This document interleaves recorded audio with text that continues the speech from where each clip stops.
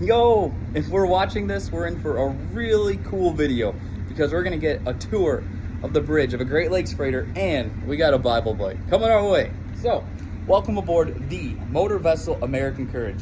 She is 636 feet long and 68 feet wide, so pretty big. Not the biggest ship out there, but pretty big. And welcome to the pilot house, the bridge, the wheelhouse, where we navigate the ship. So this is where all the magic happens, and we'll start front and center right here, the wheel stand. Ooh. So we don't have a big old fancy wooden wheel. We just got this thing right here. This is what turns the ship. This is our wheel. Crazy. Like, look at that. Your car's at home, our car's at home. Our wheels are bigger. Crazy. What else we got? We have our heading right here. We use compass heading. So right now the ship is pointing 351. So pretty much we're almost due north. Other cool things with the wheel stand, we have backup steering. This thing will turn the boat, believe it or not. This little dial right here.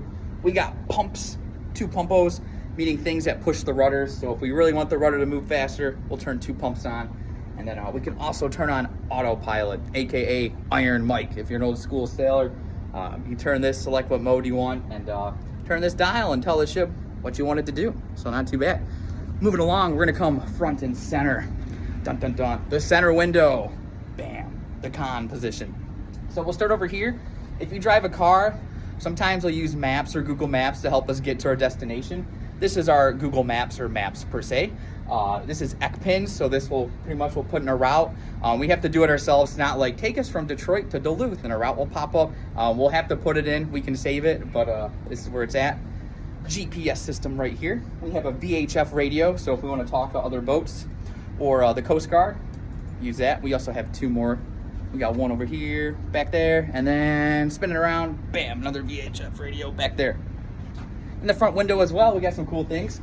So when we're driving the ship in a river and we're in the front window, we'll actually use this right here, this thing right here to turn the ship. So if I'm doing the Detroit River, St. Clair, St. Mary's, whatever tight area, I'll use this little dial to turn the ship. The more you turn it, the more the rudder will turn. So this shows you pretty much how far the rudders turn. Up here above me, this will also indicate how much the rudder is turned. So pretty neat.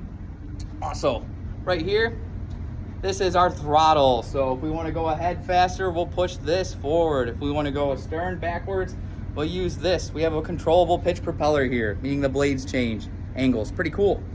Also cool thing about this, we have a bow, not only a bow, but a stern thruster. So what these are for maneuverability, when we're going slow, like making a dock or leaving a dock or in a super tight area where we're going slow, we have these little propellers, one up on the bow and one here on the stern that'll help us maneuver the ship.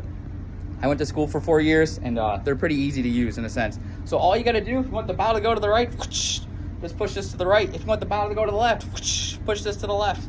Same thing with the stern, wanna go to the right, push it to the right, wanna go to the left, push it to the left. The more we push it, the stronger the force will be. So pretty neat.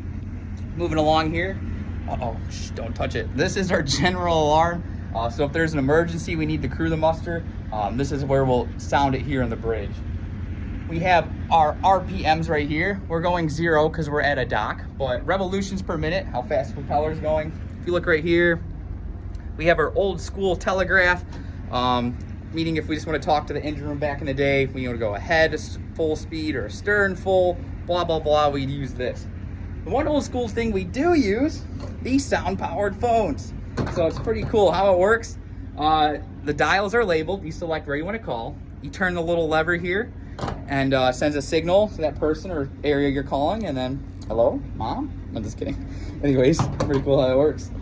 This is what turns on our bow thruster, and then this turns on our stern thruster. We also have searchlight controls, and if you ever hear the ship's whistles, right here, this is what does it. Pretty neat. Radar, those spinny things up top, they send out an electronic signal. When they hit something solid, they bounce back, and they paint a picture for us right here. You also come to the bridge wing. It's really cool. We got one on the other side of the bridge over there. We can drive the ship from the bridge wing. Ooh. So we have our bow and stern thrusters. We got our propeller control if you want to go ahead, astern. And then we can turn the ship right here too with this. Crazy. And then our map system. So really cool bridge. Come to the back here. We have our charts. We got Lake Erie chart out. And then we have our work desk. Lots of paperwork spent there. But long story short, it is very important we know how to use all this equipment on the bridge, especially because a lot of our hazards out here are unseen, things we can't see. So for instance, under the water, we can't really see under the water. So shoals, obstructions, shallow areas, meaning if we go over it, the boat's gonna get stuck, we get in big trouble. Also the wind is a huge factor for us out here. We might see it blow things, but we physically can't see the wind. And other times it's current. Sometimes we can see the current, but sometimes we don't. So it's very difficult. But our Bible bite is this.